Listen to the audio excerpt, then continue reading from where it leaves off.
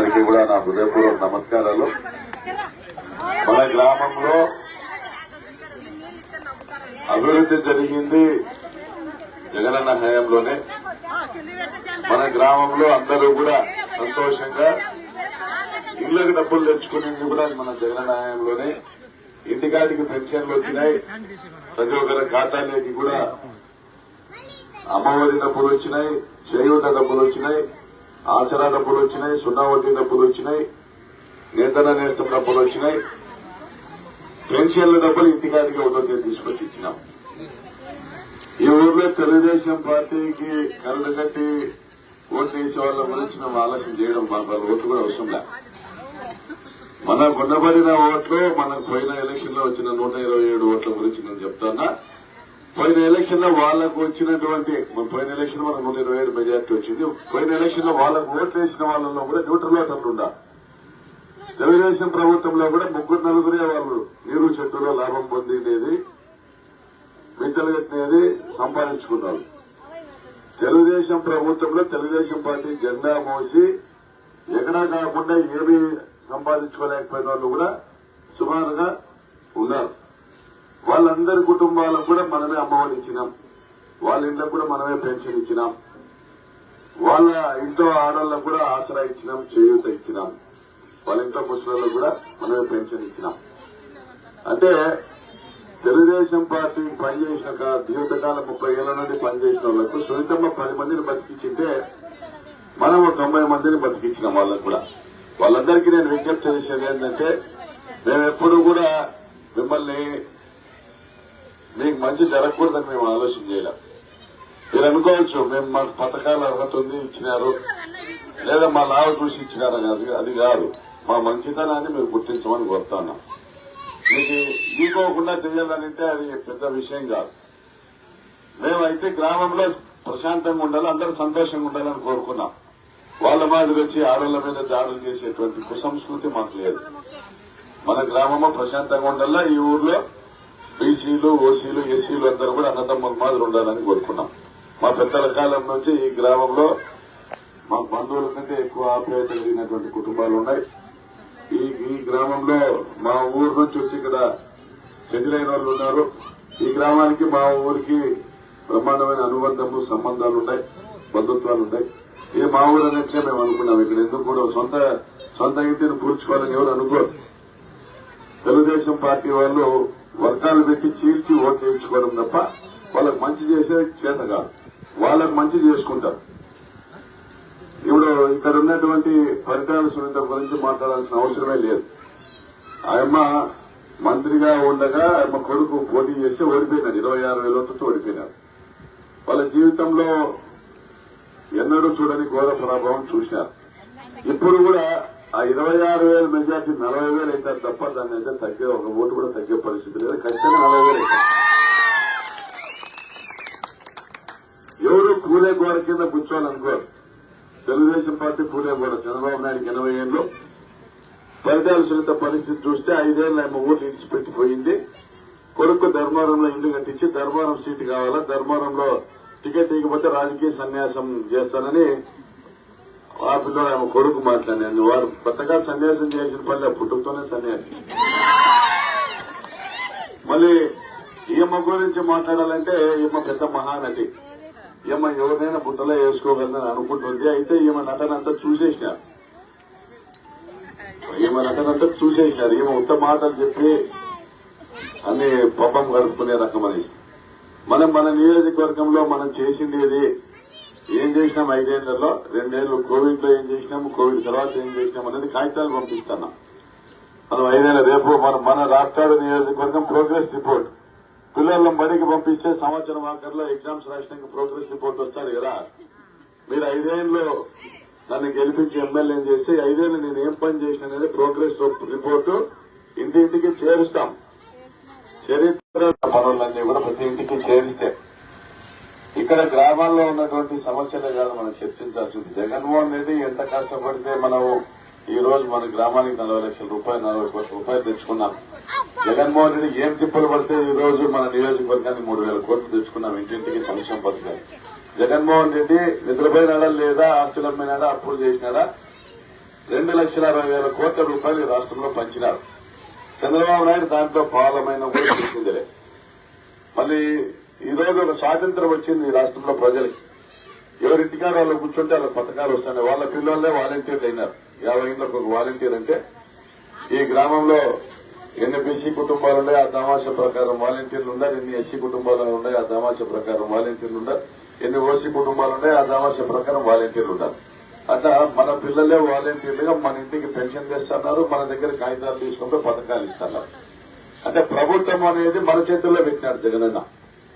మళ్ళీ ఇంటికాడు ఉంటే పెన్షన్లు వచ్చే పరిస్థితి, మనం ఇంట్లో కూర్చుంటే మెసేజ్ అకౌంట్ ఫోన్ లో మెసేజ్ చూస్తే కానీ మన అకౌంట్ కి అమ్మఒడి పడిందా చేయూత పడిందా అని మనం ఎవరికానికి పోకుండా బతికే పరిస్థితి ఉంది. ఈ రాష్ట్రంలో ప్రజలందరూ కూడా స్వాతంత్రంగా బతుకుతా ఉన్నారు ఎవరి మీద ఆధారపడకుండా. మళ్ళీ ఇప్పుడు ఫలితాలు ఉంటే ఓటేస్తే మేమే వాళ్ళ ఇంట్ల కాడ వాళ్ళ గేట్ల కాడ కూర్చోవాలి కదా, తెలుగుదేశం నాయకులు గేట్ల కాడ కూర్చోవాలి కదా, వెంకటాపురంలో ఫలితాలు ఉంటే గేట్ల కాడ కూర్చోవాలి కదా. నసనకోట పంచాయతీలో కూడా ఆలోచన ఏముందంటే మాకేదో ప్రకాష్ రెడ్డి వచ్చినాడు 5 ఏళ్లు ఏడా ఒక చిన్న గొడవ లేదు సమస్య లేదు, పేరూరు డ్యామ్ కు నీళ్లు తెచ్చినాడు, బంగారు గనులు తెరిపించినాడు, మళ్ళీ అందరికి ఉద్యోగాలు వస్తాయి దాంట్లో, మళ్ళీ సోలార్ పార్క్ తెచ్చినాడు, అభివృద్ది చేస్తున్నాడు. ఇండ్లకు ఒక రామగిరి మండలానికి 3,000 ఇండ్లు ఇచ్చినాము, 3,000 పట్టాలు ఇచ్చినాము, బ్రహ్మాండమైన అభివృద్ది ఉంది, ప్రశాంతంగా బతుకుతున్నాం. మళ్ళీ ఏమి ఇప్పుడు ఆయమతో నిలిచిపోయి ఆయమని ఎమ్మెల్యే ఏం చేసి ఆయమ కిరీటం పెట్టి మనం పోయి వాళ్ళ గేట్ల కాడ కూర్చోవాలన్నా అనేసి ఆ పంచాయతీలో ప్రజలు కూడా ఆలోచన చేస్తున్నారు. నసనకోట పంచాయతీలో కూడా 5 గ్రామాలు ఉంటే దాదాపుగా దాంట్లో నసనకోట గ్రామం మనదే మెజార్టీ. ఇప్పుడు కూడా నసనకోట గ్రామం మనదే మెజార్టీ. మన ఆ మండలంలో 9 పంచాయతీలు ఉంటే 7 పంచాయతీలు మనమే గెలిచినాం, 2 వాళ్ళు గెలిచింది. ఆ మండలంలో పంచాయతీ ఎలక్షన్ లో మనకు వచ్చిన మెజార్టీ 2,000. వాళ్ళని ఏదో గొప్పగా ఈ సంఘాలు మనం ఏమన్నా ఆత్మకూరు రాప్తారు కల్లా ఆలోచన చేస్తున్నారేమో గానీ వాళ్ళని ఈసారి బండబెడితే సాలింగ్ మనం అంతా ప్రశాంతంగా బతకని అక్కడ ప్రజలు ఆలోచన చేస్తున్నారు. ఇది ఒక్కసారి వాళ్ళని దెబ్బతీస్తే వాళ్ళను ఇళ్లకు పంపిస్తే శాశ్వతంగా ప్రజలు స్వాతంత్రం తెచ్చుకుంటారని వాళ్ళు ఒకటే చెప్తున్నారు. 1947లో బ్రిటిష్ వాళ్ళను తరిమి కొట్టి స్వాతంత్రం తెచ్చుకున్నాం. ఈ రోజు ఎవరైనా గానీ బ్రిటిష్ వాళ్ళని మళ్ళా తెచ్చుకుందామా మనం అడిగితే ఒప్పుకుంటారా? ఎవరైనా వాళ్ళ కింద బతుకుదామంటే ఒప్పుకుంటారా? స్వేచ్ఛ చూసినారు, స్వాతంత్రాలు చూసినారు, నోటికి ఏదోసారి మాట్లాడేటువంటి స్వేచ్ఛ రాజ్యాంగం ఇచ్చింది. మరి అట్లా పరిస్థితుల్లో రాప్తార్ నియోజకవర్గంలో ప్రశాంతంగా బతుకుతున్నారు, స్వేచ్ఛగా పథకాలు తింటున్నారు. వాళ్ళందరూ కూడా మళ్ళా బ్రిటిష్ వాళ్ళని తీసుకొచ్చి పెట్టుకోవాలనుకోరు, ఫలితాలను తీసుకొని తెచ్చుకోవాలనుకోరు. ఎవరైతే వాళ్ళు ఇచ్చిన డబ్బులు తీసుకొని తినేదానికి తాగేదానికి తిరుగుతుంటారో వాళ్ళు 10 మంది కాడికి పోతుంటారు. మరి మీకేం చేశారు ఇది ఈ 13వ తేదీ వరకు వాళ్ళు కనపడతారు. 13వ తేదీ తర్వాత వాళ్ళ శంకరగిరి మాన్యాలు ఎవరు కూడా తెలుగుదేశం పార్టీకి సంబంధించి ఎవరైతే ప్రజల్ని ప్రలోభ పెట్టాలని ప్రయత్నం చేశారో వాళ్ళు ఎవరు ఉండరు. కానీ మన జగనన్న ఇచ్చేటువంటి పథకాలు మాత్రం శాశ్వతంగా ప్రతి ఇంటికి ఉంటాయి. ఈ గొంతురెడ్డిపల్లి గ్రామానికి కూడా శాశ్వతంగా తాగునీటి సమస్య పరిష్కారానికి ఇప్పటికే 75 లక్షల రూపాయలు జలజీవన్ మిషన్ లో శాంక్షన్ చేస్తున్నాము. ఈ గొంతురెడ్డిపల్లి గ్రామంతో సహా రాప్తాడు మండలానికి అందరికీ కూడా ప్రతి ఇంటికి మంచినీళ్లు తీసుకొచ్చేదానికి దాదాపు 20,000 ఎకరాల సాగునీరు తీసుకొచ్చేదానికి తోపుదొత్తి రిజర్వాయర్ నిర్మాణం కూడా రాబోయే 2 ఏళ్లలో పూర్తి చేయబోతామని కూడా తెలియజేస్తా ఉన్నా. మరి తోపుదొత్తిలో నువ్వు డ్యామ్ కడితే మాకేం వస్తుంది అనుకుంటారు. తోపుదొత్తిలో మేము డ్యామ్ కట్టి మేము భూములన్నీ పోగొట్టుకుంటే మాకు సాగు అయ్యేది 500 ఎకరాల నుంచి కూడా సాగు కాదు. దిగువన ఉండేదంతా రాప్తాడు మండలమే. రాప్తాడు మండలానికి 20,000 ఎకరాలకు నీళ్లు ఇచ్చేదానికి తోపుదొత్తిలో మా రైతులు తోపుదొత్తిలో మేమందరం కూడా భూములు త్యాగం చేసినాం. 1,400 ఎకరాల డ్యామ్ మేము ఆ డ్యామ్ కట్టిస్తే శాశ్వతంగా కూడా ఈ కోనసీమ మాదిరి తయారయ్యేది రాప్తాడు మండలం. అదే డ్యామ్ నుంచే ప్రతి ఇంటికి కూడా తాగునీటి పైప్ లైన్లు కూడా తీసుకొని వస్తాం. మరి ఇంకొకటి చివరిగా నేను చెప్పదలుచుకుంది ఏంటంటే మన రాప్తాడు మండలంలోని ప్రతి ఒక్కరు కూడా ఆలోచన చేయాల్సింది, ప్రకాష్ రెడ్డి తోపుదొత్తికి డ్యామ్ శాంక్షన్ చేసుకున్నాడు. ఎన్నికల్లో నేనేమో హామీ ఇలా పైన డ్యామ్ కడతాను, కానీ జగనన్న 1,00,000 ఎకరాలకు నీళ్లు ఇస్తానన్న హామీలో భాగంగా డ్యామ్ తెచ్చుకున్నాం. మరి తోపుదొత్తిలో డ్యామ్ కట్టాలనేది ఎవరుకుంటారు? అది ఎవరికి ప్రిస్టేజ్, ఎవరికి పేరు వస్తుంది? ప్రకాష్ రెడ్డికి వస్తారు. పరిటాల సునీతకైతే తోపుతుల్లో డ్యాం కట్టాలనే ఆలోచన అయితే ఉండదు. ఉంటుందా? మన చంద్రబాబు నాయుడు వచ్చినప్పుడు కూడా మనం పేరూరు డ్యాం నీళ్లు తెచ్చినాము. చంద్రబాబు నాయుడు ఏమంటారు, నేను పేరూరు డ్యాం నీళ్లు తెస్తాను సార్. ఇప్పుడు ముఖ్యమంత్రి గారి 2.5 మనం పేరూరు డ్యాం నీళ్లు తెచ్చినాక మళ్ళీ ఇప్పుడు వచ్చి నా ఓటు వేసి డ్యాం నీళ్లు తెస్తామంటారు. తోపుతుల్లో డ్యాము కడతాన్నారు, దాన్ని మేము పూర్తి చేస్తామని ఒక మాట అయినా చెప్పింది పరిటాల సునీత? ఆమెకి వర్గాలు ఉన్నాయి, ఈ మండలంలో వర్గాలు ఉన్నాయి ప్రతి గ్రామంలో.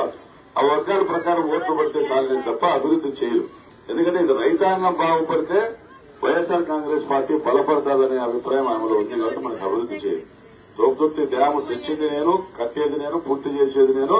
జగనన్న ఆశీస్సులతో ఈ మండలానికి 20,000 ఎకరాలకు సాగునీరు ఇచ్చేది కూడా నేనే. ఈ గ్రామంలో ప్రతి ఒక్క అభివృద్ధి కార్యక్రమాన్ని కూడా మనం మీ అందరి ఆశీస్సులతోనే, మీ అందరి ఆధ్వర్యంలోనే, ఇక్కడ స్థానిక నాయకుల ఆధ్వర్యంలోనే అన్ని కూడా పూర్తి చేసుకుంటాం. ఇంటింటికి మంచినీళ్ల పైప్ లైన్లు కూడా ఇప్పటికే శాంక్షన్ అయినాయి, అవి కూడా పూర్తి చేసుకుంటాం. మీరందరూ కూడా జగనన్నకు మీ అందరి అండదండలు ఉండాలా. ఒకటే చెప్పాలా, అందరూ గ్రామంలో న్యూట్రల్ ఓటర్స్ చెప్పాలా. అవతల కరుడుగట్లను విడిచిపెట్టి మిగిలిన వాళ్ళకి తెలుగుదేశం పార్టీకి ఓట్లు వేసే వాళ్ళకి కూడా చెప్పాలా. ఇదేం ఓటు ఏమన్నా మాకేమన్నా కిరీటాల కోసం అడుగుతానమ్మా? నీ ఇంటికి నీ కడుపు నింపుకునే దానికి ఓటు వేయమంటానా? చంద్రబాబు నాయుడు ఇస్తానంటే ఎవరైనా నమ్ముతారా? చంద్రబాబు నాయుడు ఇస్తానంటే తెలుగుదేశం వాళ్ళు కూడా నమ్మరు. తెలుగుదేశం వాళ్ళు కూడా చంద్రబాబు నాయుడు ఇస్తానంటే నమ్మరు. అందుకే ఫలితాలు చూస్తే యాగ్రామానికి పోయిన పథకాల గురించి చెప్పరు. అది ఇచ్చేదే సచ్చేది లేదని. ఎందుకంటే అంతకుముందు 14లో ఇప్పుడు చెప్పింది ఇవన్నీ కూడా ఎమ్మపై మైకి తీసుకొని చెప్పింది. ఇంటింటికి ఉద్యోగము, నిరుద్యోగ వృత్తి, పెన్షన్లు, ఇంకా ఏమేమి చెప్పింది, బంగారు రుణాలు మాఫీ, రైతు రుణాలు మాఫీ, డ్వాక్రా రుణాలు మాఫీని ఇవన్నీ కూడా ఊరూరులో చెప్పింది. మళ్ళా ఏమో మంత్రి అయినాక చేయలేరు. అసెంబ్లీలో డ్వాక్రా రుణాలు మేము మాఫీ చేయమని కూడా ఆయనే చెప్పింది. అట్లా ఇప్పుడు పోయి చెప్పి ఇరుక్కొని మళ్ళా గ్రామాలకు తిరక్కోకుండా గొందిరెడ్డి పళ్ళ తిప్పలన్నింటిలో, చెర్ల పళ్ళ తిప్పలన్నింటిలో, చోపుతుల తిప్పలన్నింటిలో కష్టాలంతా ఎందుకు? ఇప్పుడు ఏదో పోయి ప్రకాష్ రెడ్డి 4 మాటలు తిట్టేసి వస్తే సరిపోతాడని ఊరూరు పోయి స్థానికంగా కూడా లీడర్లను తిడతాది, లేదా నన్ను తిట్టేసిపోతాడు. అంతేగాని నువ్వు ఏం చేస్తావంటే తాతది. ఆమె మేనిఫెస్టో ఏమంటే ఆమె అధికారంలోకి వస్తే తాత తీస్తుంది, ఆమె అధికారంలోకి వస్తే తోలు తీస్తుంది, ఆమె అధికారంలోకి వస్తే చీమలు నలుపుతుంది, ఆమె అధికారంలోకి వస్తే కింద పడేసి తొక్కుతుంది. ఇది ఆమె మేనిఫెస్టో. మనం అధికారంలోకి వస్తే 30,000 మందికి ఉద్యోగాలు, ఉపాధి కల్పించబోతా ఉన్నాము. మనం అధికారంలోకి వస్తే ఈ 3 రిజర్వాయర్లు పూర్తి చేసి 1,00,000 ఎకరాలకు నీళ్లు ఇవ్వబోతా ఉన్నాము. మనం అధికారంలోకి వస్తే ప్రతి ఇంటికి తాగునీటి పథకాలు ఇప్పటికే 150 కోట్లతో శాంక్షన్ చేసుకున్నాం. పనులు కూడా జరుగుతాయి, అవి పూర్తి చేసుకోబోతున్నాం. మనం అధికారంలోకి వచ్చినాక 17,000 ఇళ్లు కట్టాం, ఇంకా 13,000 ఇళ్లు శాంక్షన్ చేసుకున్నాం, అవి కూడా ఇవ్వబోతున్నాము. గొందిరెడ్డిపల్లి గ్రామానికి కూడా 150 ఇళ్లను మనం శాంక్షన్ చేసి వీళ్ళందరికీ కట్టించి ఇవ్వబోతా ఉన్నాము. ఇళ్ల స్థలాలు కూడా ఇవ్వబోతా ఉన్నాము. మనం అధికారంలోకి వస్తే మంచి చేయబోతున్నాం, ఉద్యోగాలు ఇవ్వబోతున్నాం, ఉపాధి కల్పించబోతున్నాం అని మనం చెప్పుకుంటూ పోతాం. ఆమె అధికారంలోకి వస్తే తొక్కుతా, పీకుతా, ఏంటా అట్లా. ఎందుకంటే ఎవరి స్థాయి ఆలోచనలు వాళ్ళకు ఉంటాయి. ఎవరి స్థాయి ఆలోచన, ఆమె స్థాయిని బట్టి ఆమె మాట్లాడతారు. ఆమె స్థాయిని బట్టి ఆమె మాట్లాడతారు. ఆమె స్థాయికి మనం దిగజారలేము కాబట్టి ఆమె గురించి మనం ఎక్కువ మాట్లాడాల్సుకోలే. మన గొందిరెడ్డిపల్లి అభివృద్ధి కావాలంటే ఏం చేసుకోవాలా, మన పిల్లలకు ఉద్యోగాలు రావాలంటే ఏం చేసుకోవాలా, ఈ గ్రామంలో ప్రశాంతంగా వాతావరణం ఉండాలంటే ఏం చేసుకోవాలా, మన ఊర్లో మంచినీళ్ళ సమస్య లేకుండా ఉంటే ఏం చేసుకోవాలా, శాశ్వతంగా మనం ప్రతి సంవత్సరం చెరువుకు నీళ్లు ఇస్తున్నాం గొందిరెడ్డిపల్లికి. మన ఊరి పైన ఎగువన 6 కిలోమీటర్ల ఇక్కడ నుంచి ఎగువన 6 కిలోమీటర్లలో తోపుతుంది. తోపుర్తి డ్యామ్ లో నీళ్లుంటే మీకు 20 అడుగులతో 30 అడుగులతో 40 అడుగులతో బోర్లు నీళ్లు పడతాయి. అట్లా శాశ్వతంగా చరిత్రలో నిలిచిపోయేదట్లే ఈ ప్రాంతం రూపురేఖలు మారేటట్లుగా పని చేయాలనుకునేవారు ప్రకాష్ రెడ్డి. పదవి వస్తే పప్పం కలుపుకొని ప్రజలను మోసం చేయాలని వాళ్ళు పరిటాల్సి ఉంటారు. కాబట్టి గ్రామ పెద్దలు, గ్రామ ప్రజలందరూ కూడా ఆలోచన చేయండి. స్థానికంగా ఉన్న వర్గాల్ని పట్టుకుని మీరు పోతే పంచాయతీ సర్పంచ్ కావచ్చేమో కానీ మీ కడుపు మీరే కొట్టుకుంటారు, మీ కడుపు మీరే మార్చుకుంటారు. కడుపు నిండా పథకాలు ఇచ్చింది జగనన్న, కడుపు కొట్టింది చంద్రన్న. ఇది ఒకటి గుర్తు పెట్టుకుని ఓట్లు ఏమని గుర్తు సెలవు తీసుకుంటా ఉన్నా. జై జగన్, జై జగన్.